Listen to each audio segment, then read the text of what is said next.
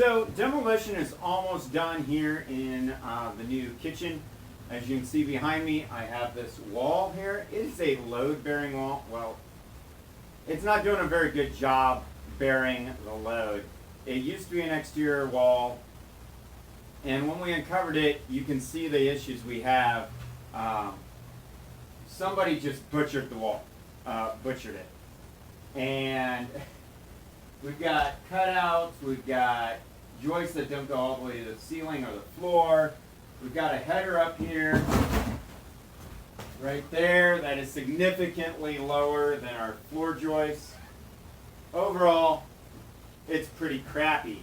The other thing is we only have 2x6 joists above our head, which is not adequate for the span that we needed. So what I did is I put in some cribbles between the joists and our blocking, and then also put in a strong back. So that's what we're going to cover right now, because it just finished it. So we can get this wall and this other wall here removed without having half our house cave in. So let's get a closer look at that. So as you can see, our joists, we did put in some blocking right there. And then there's a strong back right there. As you can see, it actually goes the entire length. But, don't know how well you can see it in that video, but that is the former exterior wall on the top part. So, in order to remove this wall, it was still carrying a load. We had to modify it. Well, we had to secure things. So the first thing we did is we put in that blocking and that strong back. That made it so our joists can support the load, distribute that load evenly among all of the joists. Next thing we're going to do, which we haven't yet, is over on that wall. We're actually going to extend that wall with another wall right up against it with 2x3s. It's going to sandwich right up against that and give us the equivalent to a 2x8 wall, or a 2x underneath those joists. If we go under here, you can see there's not a lot of lumber above that wall. They definitely pushed it out as far as they could. So we're going to have that sandwich right up against here, the whole length, and that should be good to go. So let's look on the other side here. If you have any questions, comments, if you've ran into this before, leave a comment, let me know, and I'd love to hear from you. So right here is the crawl space into the old house. As you can see, there's even the wood siding is still up there, and the soffit, which is pretty amazing. This is our access hatch to that attic space. We're keeping it. We're going to reuse it in the new construction. So what we did today is we built a post right here out of 2x4s. This is treated lumber because I had it. If you're going to do that, make sure you put it on a firm foundation. You can see the old one right there. We had to cut out, and it was not actually on the mud sill, the original mud sill, or pretty much anything. It's sitting in between two floor joists, and then they nailed it in place from the sides, which is not good, which is probably why it's sunk. But what we did is we took that old, as you can see in the video here, that is the original mud sill or sill plate for the original house. So we took our post, we blocked it out here simply for spacing purposes, and then put this in. We do have them laminated together with 3 1/4 inch framing nails, which you can see right there is one. Right there is another one, connecting all 3 of them.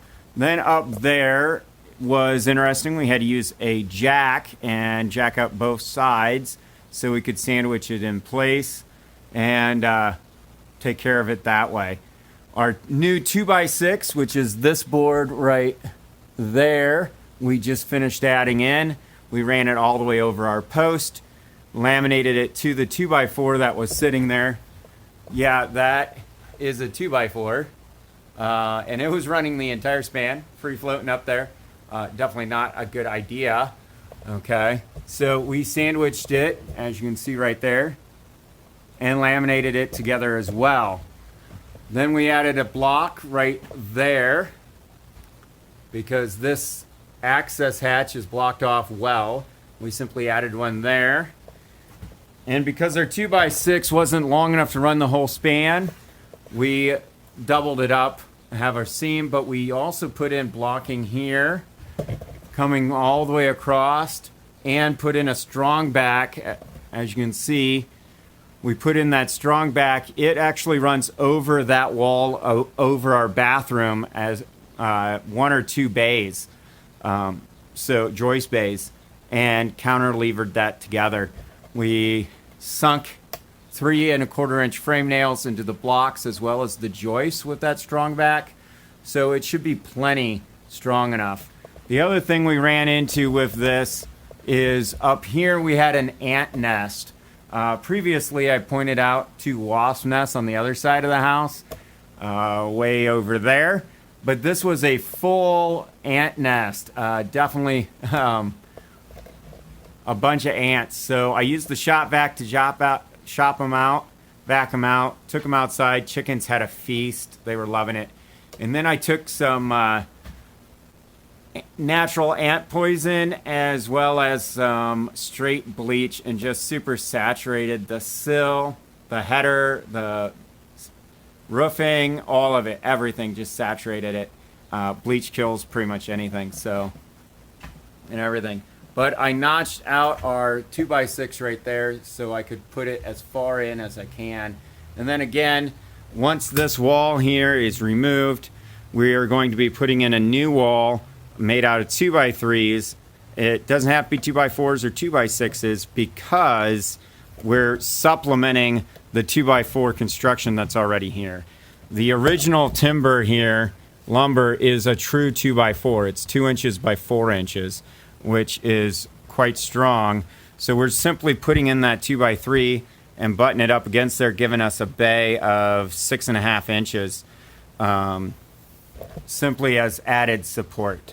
So that's what I've got so far with different things we've ran into. We're looking forward to getting these walls out of here and have it all set up. So thank you. I appreciate all the support here at Holt Growers. It's a long project. I don't recommend gutting your kitchen down to bare studs unless you're in it for the long haul. We have a 3 to 4 month build schedule with this, and because this was a load-bearing wall and we had to supplement, it's put us behind schedule by almost a week. So hopefully we can get moving and get things fast, moving quickly. So thank you for watching. I hope everything works out with your build. Let me know in the comments what you've done. Also, anything in my videos is not meant as professional advice.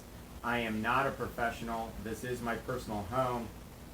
I'm not a professional electrician or carpenter or any of the skilled trades. I've simply picked up some skills in my almost 40 years on this earth, and I'm putting them to work and want you to get some education as well as entertainment value out of it. So may God bless you. Get out, grow something today.